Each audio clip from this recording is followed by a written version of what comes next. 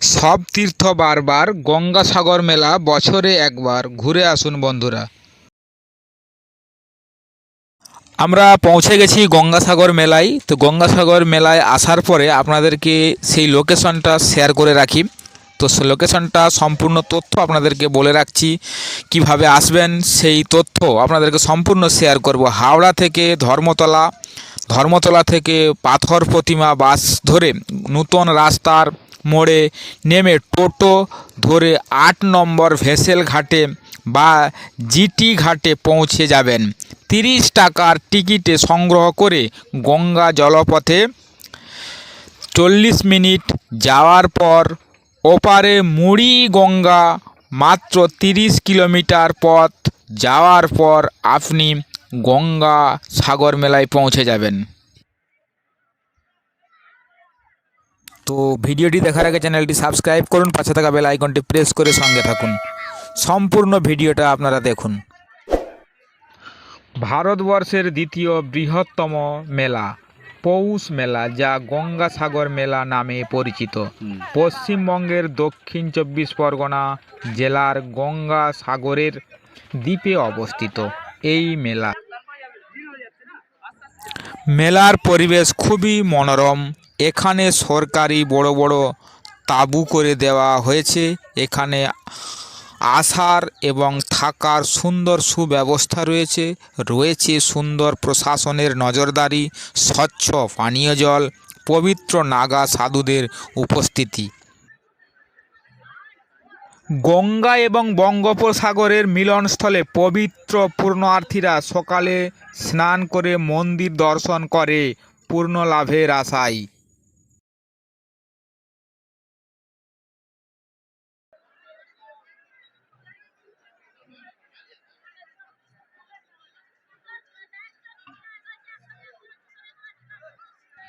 কপিল মুনির মন্দিরের বাম দিকে সারিবদ্ধ হয়ে নাগা সাধুরা বসে রয়েছে। এই সাধুদের দর্শন না হলে হয়তো আপনার গঙ্গাসাগর মেলা তীর্থ অসম্পূর্ণ রয়ে যাবে।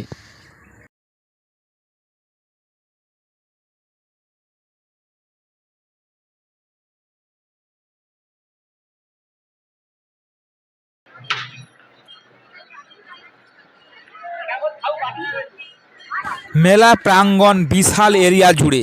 রাস্তার দুই পাশে রয়েছে সারি সারি খাবার দোকান, পোশাক পরিচ্ছদ এর দোকান, শঙ্খ এবং বাচ্চাদের মালা পুজো দেওয়ার জন্য ডালির দোকান।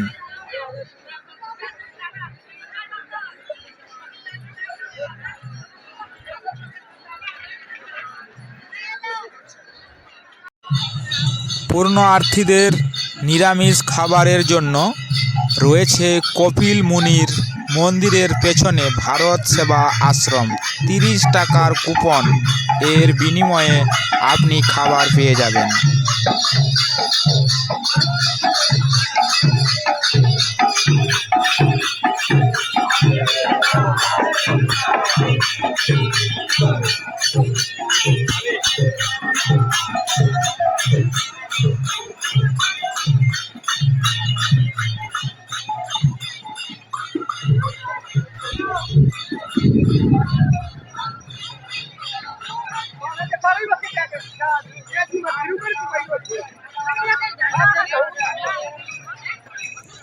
বাড়ির বাচ্চাদের সঙ্গে নিয়ে আসলে তাদের জামার পকেটে কাগজে করে নাম, ঠিকানা ও ফোন নম্বর লিখে দেবেন।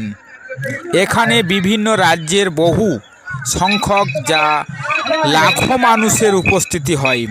ওই ফোন নম্বর ধরে রাজ্যের প্রশাসন আপনার বাচ্চাকে আপনার কাছে পৌঁছে দেবেন।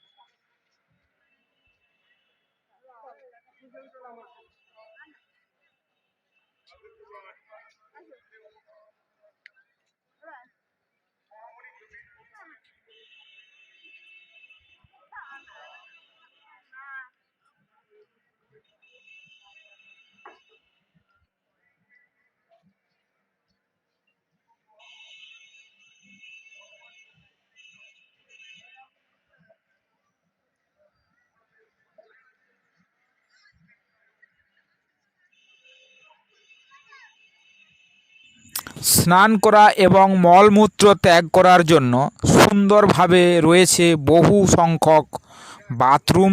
ব্যবহার করার জন্য কোনো মূল্য লাগবে না।